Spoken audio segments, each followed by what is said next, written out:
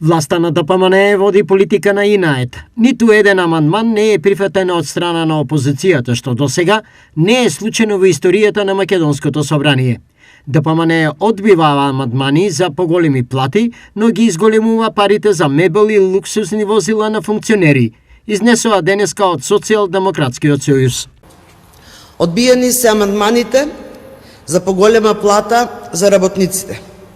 Одбиени се амандманите за покачување на платите на полицијајците за 20%. Одбиен е амандманот за зголемување на платите на пожарникарите.